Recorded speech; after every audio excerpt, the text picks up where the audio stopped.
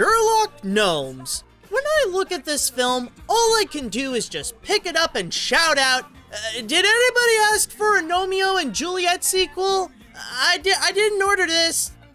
Did you order this? Well, someone must have ordered this. Seriously though, why do we have a sequel to Gnomeo and Juliet out of all things? Especially 7 years after the original was released. I'm not saying the first film is terrible or anything. I mean, it's okay and some aspects are well built, but in its core, it's just a forgettably generic mainstream animated feature whose purpose is to tell the story of Shakespeare's Romeo and Juliet for kids. The most unique thing about it is how the score is made out of Elton John songs. The only time I remember the film, or when it had any relevancy, was when it was in theaters back in 2011. In fact, I had to re-watch it for this review just so I could have a recent memory of what happened last time. Then again, in an age where movies like The Nut Job and Planes can get a theatrically released sequel, then I guess literally any movie can have a shot at becoming a franchise. But now that Sherlock is on the case, will the mystery be greater than anyone could imagine? Or am I going to smash this movie with this review? Let's find out. The story. You'd think that a sequel to Gnomeo and Juliet would continue the theme of retelling Shakespeare's stories for a mainstream audience, like make some kind of animated adaptation of Hamlet for kids. That doesn't count! However, the movie ended up being so preoccupied with the pun of replacing Holmes with gnomes in Sherlock's name that it thought that it somehow deserves an entire plot. Okay, so now it's a Sherlock story. Does it do anything interesting with it? Of course not! The biggest issue with the movie is that it's elementary. In fact, it's quite elementary, my dear viewer. The big mystery in the film is that all the garden gnomes suddenly went missing, and it's up to Sherlock and Watson, along with Gnomeo and Juliet, to save them from certain doom. In this case, you don't need to be Sherlock in order to solve this one yourself.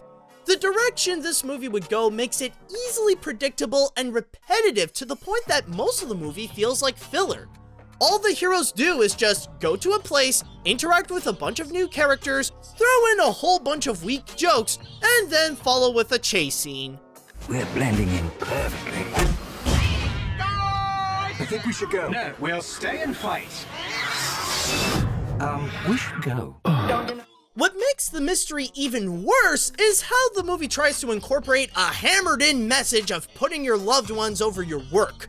In fact, it kind of backfires on the film when it feels a little mean-spirited, where it's mostly used to show Gnomeo and Juliet arguing at each other and have Sherlock treat Watson like dirt. But what it does to the story is how it makes it so easy to solve the case within minutes. The mystery is already cliched as it is, but with the way the characters treat each other in order to emphasize the message, it's honestly debatable if it can even be considered a mystery when the clues make it so obvious. And I'm not just talking about the ones in the cards. Oh, and did I already mention how bad these jokes can be?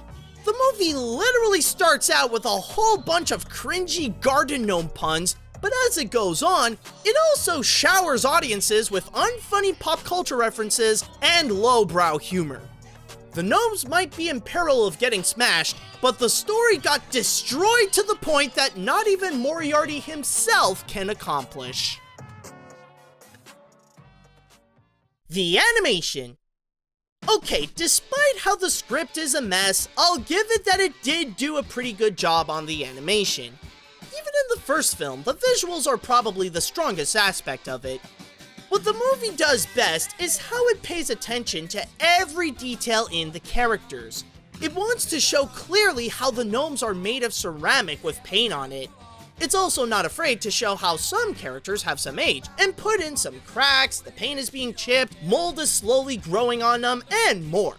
This is on top of how the design of the characters are meant to reflect on the old-style garden gnomes like how they were back in their heyday in the 1970s.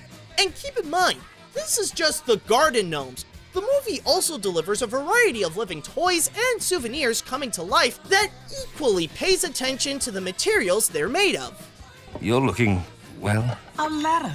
You ended our engagement in a letter. Irene, please, just hand over the clue. Of course, you're only here on work. As for the character animation, the movements are made to be more down-to-earth with human-like limitations, where most of the creativity would lay to those outside of the gnomes and the numerous chase scenes. For the latter, I can see where the fun and the action can be presented, trying to deliver an intense moment to show how big the situation is. Sadly, they're not as well effective since the movie is not good with pacing, and the writing's repetitiveness and predictability take away a lot of value to have audiences even care about the outcome of the characters. As for the backgrounds, it presents London in the perspective of a garden gnome, but there's nothing too spectacular about it that makes the world around them unique. Other than Tower Bridge and the climax, it's mostly going around an average city in a small perspective. Nothing out of the ordinary, but again, the work put into it is well appreciated with the amount of details included. I will give it bonus points though for having a few hand-drawn animated scenes whenever we enter upon Sherlock's mind to see what he's thinking. That I'll admit is cool. It may fall a little into the generic side, but the animation does stand well on its own. The characters. Yes, almost all the garden gnomes in the garden are back for this picture, but the only ones you need to care about are its four heroes: Gnomeo, Juliet, Sherlock, and Watson. What drives these characters throughout the movie is the message of the feature, where your responsibilities may be important, but not more than the ones you care about. Like I said before, this is what makes these characters feel weak and one-dimensional, mainly serving just to deliver the message or to give Sherlock a hand. Gnomeo and Juliet are put in charge of the new garden and is taking a toll on their relationship where they always feel like they have to pick sides.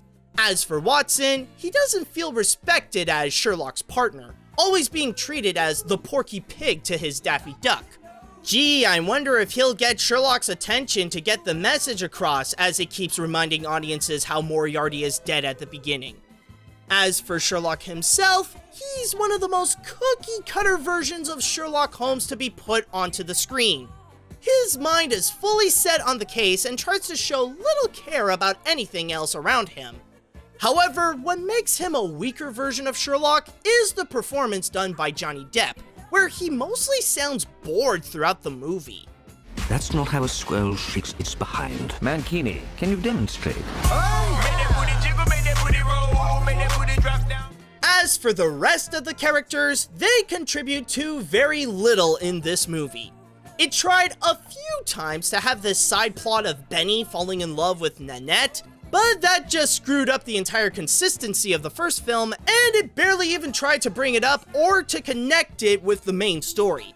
In fact, there's barely a point to have this be a follow-up to Gnomeo and Juliet, other than the fact that the theme of the film is all about garden gnomes and making a few references to the first one. You can easily put this plot onto any other animated franchise of its kind, and it wouldn't make a difference whatsoever. Not only did the movie barely even try to develop any good characters, but it barely even tried to be a sequel.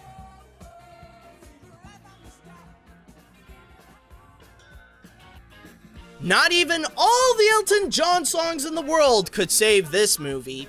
Sherlock Gnomes is one of the dullest excuses to make a franchise out of an animated property that no one asked for more.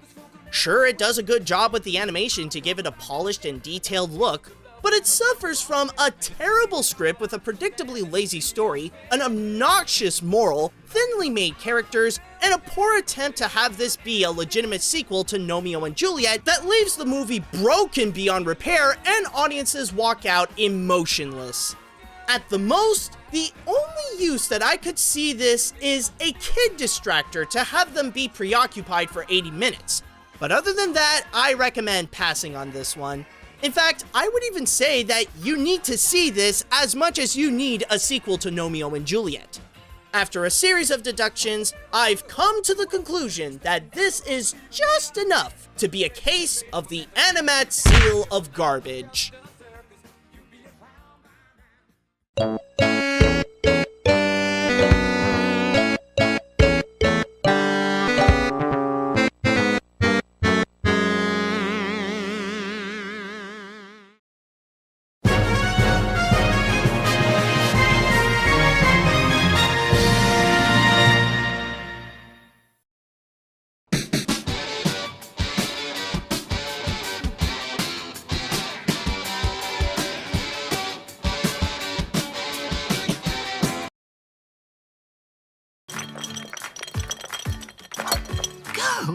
language.